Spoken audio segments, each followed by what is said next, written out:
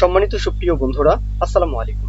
আজকে আমরা সিএসএস এর একটা ট্রিক্স এই ক্লাসে দেখব। সেটা হচ্ছে বডিকে স্ক্রল করা ছাড়াই আমরা বিভিন্ন সময় কিন্তু এরকম হয় যে সাইড বার সেকশনকে স্ক্রল করে দেখার কিন্তু প্রয়োজন হতে পারে, অথবা মিডল যে সেকশনটা দেখতে পাচ্ছেন এখানে তিনটা সেকশন, তাই না? এটা হচ্ছে হেডার থাকবে।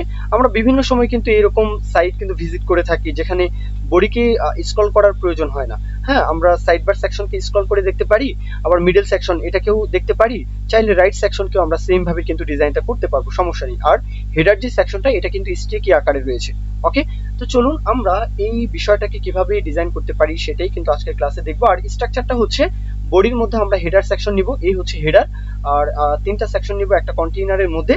সেই তিনটা সেকশনের নাম দিতে পারি লেফট, মিডল আর রাইট। আর প্রত্যেকটা সেকশনের মধ্যে মানে লেফটের মধ্যে কিছু বক্স রয়েছে, হ্যাঁ, মিডলের মধ্যেও কিছু বক্স রয়েছে, আর রাইটের মধ্যেও কিছু বক্স রয়েছে। এই তো, তাহলে আমরা স্ট্রাকচারটা সরাসরি দেখে ফেলি। এই হচ্ছে স্ট্রাকচার, হেডার কন্টেইনার রয়েছে, হ্যাঁ। তারপরে এই যে মেইন সেকশন, মেইনের মধ্যে লেফট একটা সেকশন, মিডল একটা সেকশন আর রাইট একটা সেকশন। তাহলে কি হলো, প্রত্যেকটা সেকশনের মধ্যে আর কিছু বক্স আইটেম যেটা সেটা আসলে রয়েছে। এই তো, তাহলে চলুন আমাদের স্ট্রাকচার যেহেতু শেষ, আমরা এখন সিএসএস ফাইলে চলে যাই। এই হচ্ছে আমাদের দেখানো সাইটটা, আর এই হচ্ছে আমাদের লাইভ সার্ভার। ওকে, তাহলে এখন আমরা কিছু কোড, হ্যাঁ, সিলেক্টরের যে কোডটা সেটাও লিখে রেখেছি, যে margin 0, padding 0, box sizing border box. আর বডিকে নির্দিষ্ট একটা উইডথ বলেছি 1400 পিক্সেল, হাইট বলেছি 100 ভিউ হাইট। যেহেতু 100 ভিউ হাইট, এই জন্য বডি কিন্তু আর মানে স্ক্রল হবে না, এটাই কিন্তু আসলে এখানে ট্রিক্স। তাহলে বডিকে আমরা বলে দিয়েছি তোমার হাইট থাকবে 100 ভিউ হাইট, মার্জিনটা অটো। ওকে, যাতে সেন্টারে মানে ওয়াই অক্ষ বরাবর সেন্টারে তো আসার দরকার নেই, এটা যেন এক্স অক্ষ বরাবর সেন্টারে থাকে, মানে এই যে 1400 পিক্সেল এখানে যেন থাকে। আচ্ছা, তাহলে এখন আসুন আমরা বক্স, প্রত্যেকটা বক্সের যে ডিজাইনটা সেটা করে ফেলি।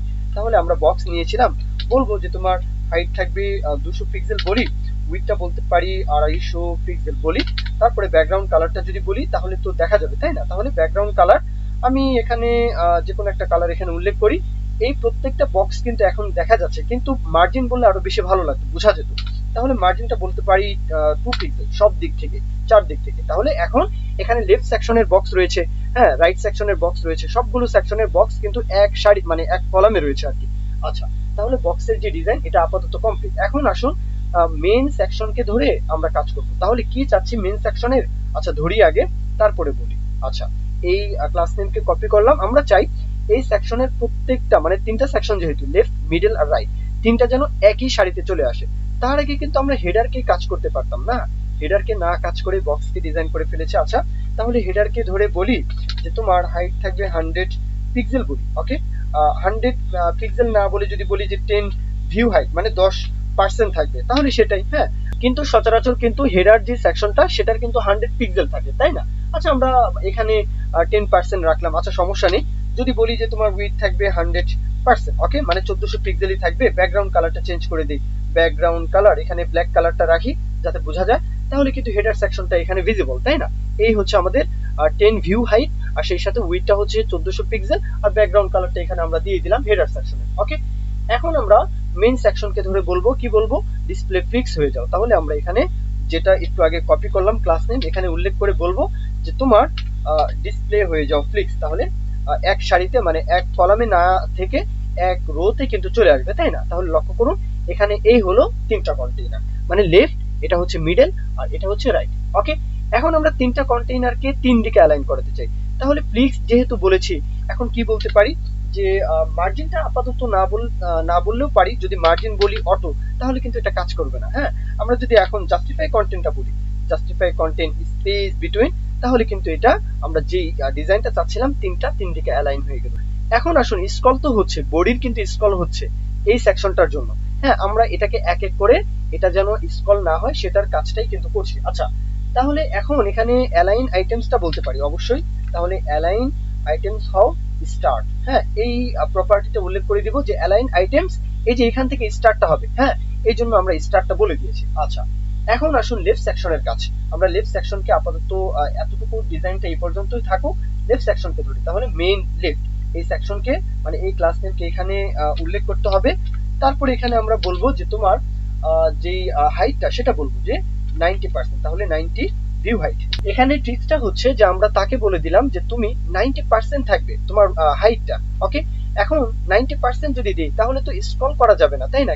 স্ক্রলটা হবে কিভাবে সেটাই কিন্তু এখন এখানে বলবো, যে তোমার হাইট থাকবে 90%, আচ্ছা থাকবে।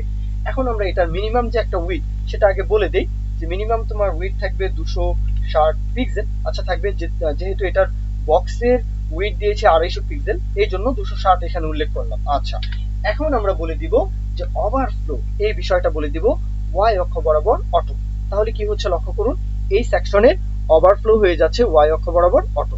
এখন কিন্তু স্ক্রল করা যাচ্ছে, সেই সাথে আমাদের কিন্তু বডিকে স্ক্রল করা লাগছে না। এই যে কন্টেইনার, তাকে আমরা স্ক্রল করছি, সুন্দরভাবে কিন্তু এটা স্ক্রল হচ্ছে। তো এই সেকশনকে যেভাবে ডিজাইনটা করলাম, মিডল সেকশনকে সেইভাবে ডিজাইন করা যাবে কিনা? অবশ্যই যাবে। এখানে যেহেতু স্পেস তার বেশি, মানে উইডথটা যেহেতু তার বেশি, আমরা চাই ডিসপ্লে ফ্লিক্স এর মাধ্যমে মানে বক্সের যে বিষয়গুলো, এটা যেন এক কলামে না এসে যতগুলো কলামে আসা যায় ততগুলো যেন আসার জায়গাটা তাকে আমরা বানিয়ে দিতে চাই। তাহলে একদম সহজ বিষয়, আমরা এখানে মিডল সেকশনকে ধরি। আচ্ছা ধরলাম, এখানে উল্লেখ করতে পারি। আচ্ছা উল্লেখ করলাম। এখন তাকে বলবো যে তোমার ডিসপ্লে হয়ে যাও ফ্লিক্স। তাহলে এক সারিতে, মানে একটা রোতে কিন্তু সবগুলো এসে গেল, তাই না? ওভারল্যাপস হয়ে যাচ্ছে। এখন এটা থেকে পরিত্রাণের উপায় হচ্ছে ফ্লিক্স র্যাপ বলে দিতে হবে। আমরা এখন বলে দিলাম ফ্লিক্স র্যাপ হও। তাহলে কি, জায়গা না পেয়ে সে কিন্তু পরের লাইনে চলে আসলো।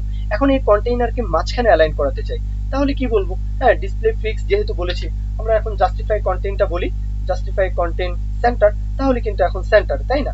এখন অ্যালাইন আইটেমসটাও চাই যে সেন্টারের দিকে থাকুক, তাহলে অ্যালাইন আইটেমস সেন্টার, আচ্ছা থাকবে। কোনো পরিবর্তন এখন আপাতত বোঝা যাচ্ছে না। এখন আমরা লেফট সেকশনকে যেভাবে বলেছি যে তোমার হাইট থাকবে 90 ভিউ হাইট, হ্যাঁ এখানেও কিন্তু আমরা তাই বলতে পারি 90 ভিউ হাইট তোমার হাইট থাকবে। তারপরে তুমি ওভারফ্লো হয়ে যাও ওয়াই অক্ষ বরাবর কি অটো, তখন এখানেও কিন্তু স্ক্রল বার কিন্তু এখানে চলে আসবে। কিন্তু এখন কথা হচ্ছে মার্জিন না দিলে মনে হচ্ছে যেন রাইট সাইডের ক্ষেত্রে কিন্তু এটা আসলে স্ক্রল বারটা বোঝা যাচ্ছে, তাই না? এখন আমরা যদি মার্জিনটা বলে দিই, এটা ছাড়াও কিন্তু ভিন্নভাবে ডিজাইন করতে পারতাম, সমস্যা নেই, এটার হাইট উইডথটা একটু চেঞ্জ করে দিলে, তাই না? আচ্ছা, আমরা যদি এখন সিম্পলি মার্জিনটা বলে দিই যে টপ বটম তোমার মার্জিন দরকার নেই, লেফট রাইট 50 পিক্সেল মার্জিন হয়ে যাও। লক্ষ্য করুন, এখন কিন্তু এই মার্জিন দেওয়ার কারণে এটা কিন্তু এই দিকে সরে আসলো, তাই না? আমরা চাইলে গ্যাপটা একটু বাড়িয়ে বলতে পারতাম, সমস্যা নেই। আচ্ছা, তাহলে কি হলো, মিডল সেকশনের যে স্ক্রল সেটাও কিন্তু চলে আসলো। আর লেফট সাইডের কিন্তু স্ক্রল করার যেহেতু আপাতত বক্স কম, এই জন্য তার এখানে 4টা বক্সই রয়েছে। আমরা যদি বাড়িয়ে দিই তখন কিন্তু এই সেকশনেও কিন্তু আমরা সেম ভাবে স্ক্রলটা দিতে পারি। আচ্ছা, এখন আসুন যে এই বডিকে কিন্তু আমাদের স্ক্রল করা লাগছে না, তাই না? আচ্ছা থাকবে, কিন্তু স্ক্রল বারের কিন্তু আমরা কাস্টম ভাবে ডিজাইনটা করতে পারি। এই যে ডিজাইনটা, এটা কি সুন্দর লাগছে কিনা? অবশ্যই লাগছে না। তাহলে আমরা এই স্ক্রলকে ধরেও কিন্তু এটাকে কাস্টম ভাবে ডিজাইনটা করতে পারি। আমাদের চ্যানেলে একটা ভিডিও রয়েছে, আপনারা চাইলে সেই ভিডিওটা এক পলক দেখে আসতে পারেন, আই বাটনে সেই ভিডিওটা দেওয়া আছে। আচ্ছা, তাহলে এখানে আবার সেটা রিভাইজটা দিই। এখন এখানে আমরা বলতে পারি, হ্যাঁ, যে ওয়েব কিট স্ক্রল বার সেটা কার মধ্যে, যে লেফট সেকশন, তাহলে এই যে মেইন লেফট তাকে ধরে বলবো, তাহলে তাকে ধরলাম, ডাবল কোলন দিয়ে কিন্তু এখানে হাইফেন দিতে হবে, তারপর বলতে হবে just web kit scroll bar, আবার হাইফেন, স্ক্রল বারটা কিন্তু চলে আসবে।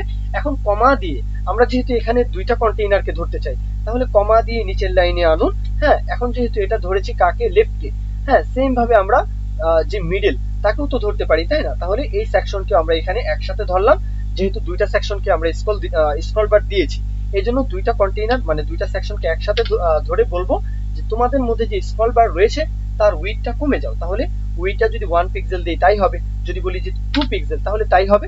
লক্ষ্য করুন, এখানে 2 পিক্সেল উইডথটা কিন্তু রয়েছে, বোঝা যাচ্ছে না, তাই না?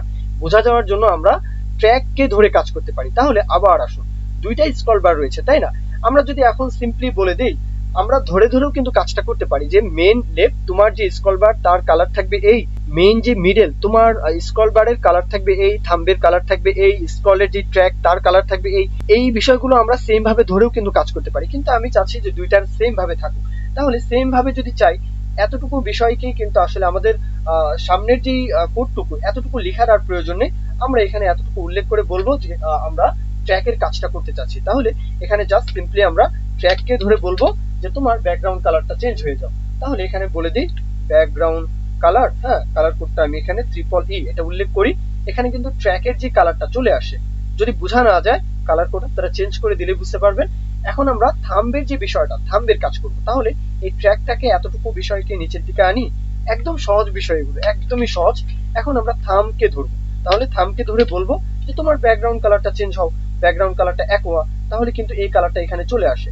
লক্ষ্য করে বুঝতে পারবেন। জি, তাহলে এ পর্যন্তই ছিল আজকের মতো ক্লাস। এখানে কিন্তু আমরা লেফট সেকশনকেও স্ক্রল করতে পারছি, মিডল সেকশনকেও কিন্তু সুন্দরভাবে স্ক্রল করতে পারছি, বডিকে কিন্তু স্ক্রল করার কোনো প্রয়োজন হচ্ছে না।